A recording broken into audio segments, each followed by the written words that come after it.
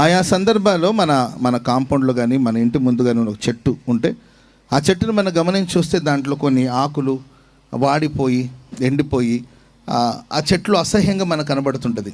ఆ చెట్టుతో సంబంధాన్ని కోల్పోయి ఆ ఆకుల్లో లేకపోతే ఆ తీగల్లో జీవం లేకుండా మనకు కనబడుతూ ఉంటుంది. వెంటనే ఆ ఇంట్లో ఉన్న యజమానులు కావచ్చు, లేకపోతే ఆ తోటను చూసుకునే వాళ్ళు కావచ్చు, లేకపోతే ఆ మొక్కను కనిపెట్టేవాళ్ళు కావచ్చు, ఒక చిన్న సిజర్ తీసుకొని కత్తెర తీసుకొని ఆ వాడిపోయిన ఆకులను తీసి పక్కన తొలగిస్తారు, లేకపోతే ఆ వాడిపోయిన తీగను తీసి పక్కకు తొలగిస్తారు. ఎందుకంటే దానివల్ల ఆ చెట్టుకు ప్రయోజనం లేదు. ప్రయోజనం లేకపోగా ఆ చెట్టు అసహ్యంగా మార్చబడడానికి, లేకపోతే ఆ చెట్టు సరిగా ఫలించకపోవడానికి ఆ పనికిరాని తీగలు ఒకవేళ అది ప్రమాదకరంగా మారోచేమని దాన్ని తీసి పారవేస్తూ ఉంటారు. మనం ఆరాధిస్తున్న దేవుడు కూడా, దేవుడు అనుగ్రహించిన కుటుంబం అనేది ఒక తోటతో పోల్చాం కనుక ఆ కుటుంబాలు ఆయా సందర్భాలు పనికిరాని కార్యక్రమాలు, వ్యర్థమైన కార్యక్రమాలు, తెలిసి కొంత తెలియక కొంత పనికిమాలిన కార్యాలు, వ్యర్థమైన కార్యాలు కుటుంబాలలో లేకపోతే సంఘాలలో విశ్వాస జీవితంలో జోక్యం చేసుకున్నప్పుడు ప్రియులారా, దేవుని సహాయం పొందుకొని ఆ పనికిరాని తీగలు మనం తీసి పారవేసినప్పుడు మన ప్రభునందు బహుగా ఫలిస్తాం. చెప్పట్లు కూడా దేవునికి స్తోత్రం చెప్పండి గట్టిగా హల్లెలూయా. అంటే ఆ చెట్టు శుద్ధి చేయబడాలి, లేకపోతే ఆ తోట శుద్ధి చేయబడాలి. ఈరోజు కొందరు బహుగా ఫలించకపోవడానికి కారణాలు ఏంటి? ఫలాలు లేవు, ఆత్మఫలాలు లేవు. ఆత్మఫలం ఏమనగా ప్రేమ, సంతోషం, సమాధానం, దీర్ఘశాంతం, విశ్వాసం, సాత్వికమని, ఆశా నిగ్రహం అని వాక్యం సెలవిస్తుంది. మరి ఆత్మ సంబంధమైన ఫలాలు ఈరోజు కుటుంబాలు లేకపోవడానికి కారణాలు ఏంటి?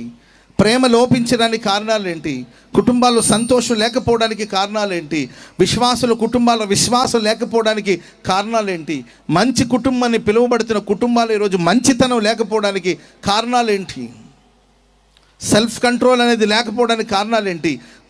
కుటుంబ వ్యవస్థ విచ్చలవిడిగా మారిపోవడానికి గల కారణాలు ఏంటంటే ఆ ఇంటిలో లేకపోతే ఆ చెట్టులో ఫలాలు లేవు, ఫలభరితమైన అనుభవాలు లేవు. ఎందుకంటే పనికిరాని తీగలన్నీ ఆ గృహంలో లేకపోతే ఆ తోటలో చేర్చబడడం వల్ల ఫలించలేని స్థితిలో ఉన్నారేమో. కాబట్టి ఎప్పుడైతే ఇల్లు శుద్ధి చేయబడుతుందో, ఎప్పుడు బ్రతుకు శుద్ధి చేయబడుతుందో, ఎప్పుడు సంఘం శుద్ధి చేయబడుతుందో అప్పుడు ఆ తోట కానీ, ఆ ఇల్లు కానీ, ఆ తీగ కానీ, ఆ ద్రాక్ష చెట్టు కానీ బహుగా ఫలిస్తుంది. స్తోత్రం చెప్పండి అందరు గట్టిగా.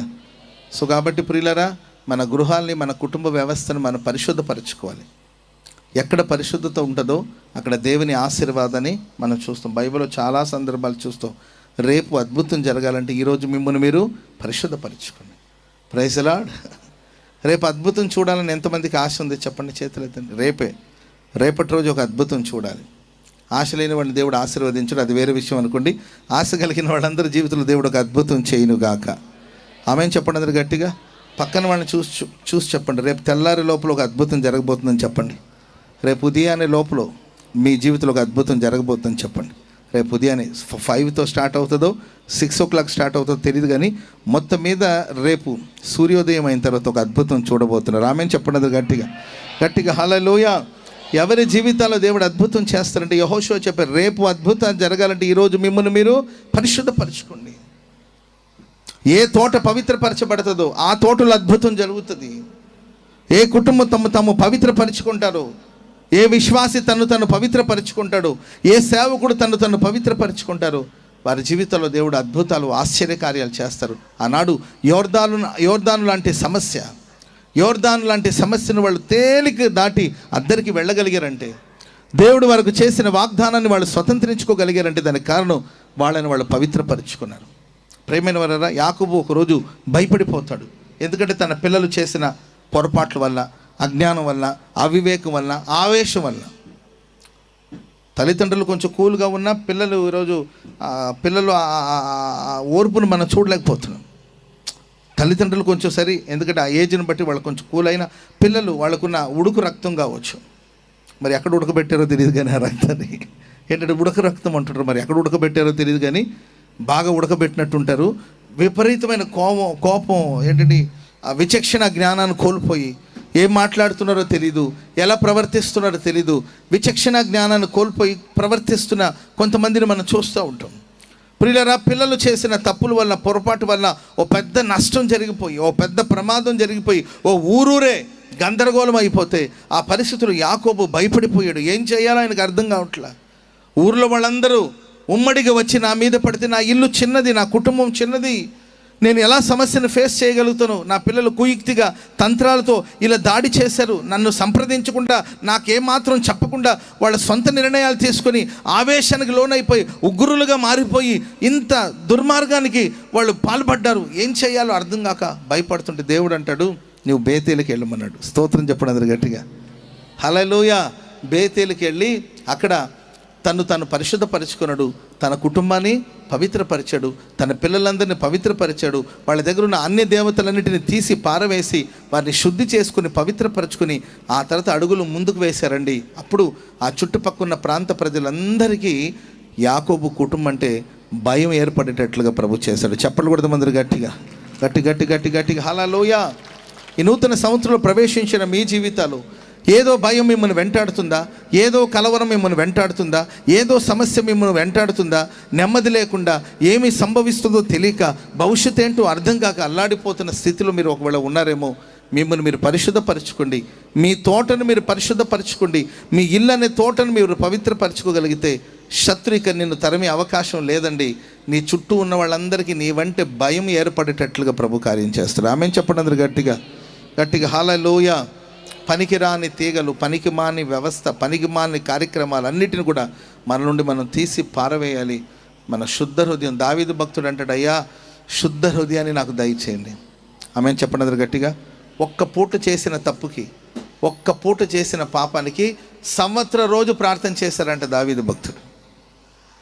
మనం బత్షెబ విషయంలో దావీదు చేసిన పాపాన్ని గురించి మాట్లాడుతాం, కానీ ఆయన చేసిన ఒక్క తప్పు కోసం, తను చేసిన ఒక్క పాపం కోసం దాదాపుగా సంవత్సర రోజు దేవుని దగ్గర కూర్చొని ప్రార్థన చేసి, దేవా నాకు శుద్ధ హృదయాన్ని ఇవ్వండి, శుద్ధ హృదయాన్ని ఇవ్వండి, నా హృదయాన్ని పరిశుద్ధపరచండి. దావీదు ఎందుకు దీవించబడ్డాడు? దావీదు ఎందుకు ఆశీర్వదించబడ్డాడు? దావీదు సింహాసనాన్ని దేవుడు ఎందుకు స్థిరపరిచారంటే ఆ శుద్ధ హృదయాన్ని కోరుకున్నాడు. తను చేసిన తప్పుల గురించి పశ్చాత్తాపంతో సంవత్సర రోజు దేవుని సన్నిధిలో కన్నీళ్లు విడిచి, దేవా నాకు శుద్ధ హృదయాన్ని ఇవ్వండి, నేను పాపిని, నా తల్లి నన్ను పాపంతోనే గర్భం ధరించింది, దేవా స్థిరమైన మనస్సును నాకు నూతనంగా పుట్టించు, నీ సన్నిధి నుండి నన్ను త్రోసివేయొద్దు, నీ పరిశుద్ధాత్మ నా ఎదురు నుండి తీసివేయొద్దు, విరిగి నలిగిన హృదయం గలవాడుగా నీ సన్నిధిని సమీపించాను, నాకు ఆసనుడవ్వండి, నన్ను క్షమించండి, నన్ను మన్నించండి. సంవత్సర రోజు ప్రార్థన చేశాడు. ఆమె చెప్పండి అందరు గట్టిగా.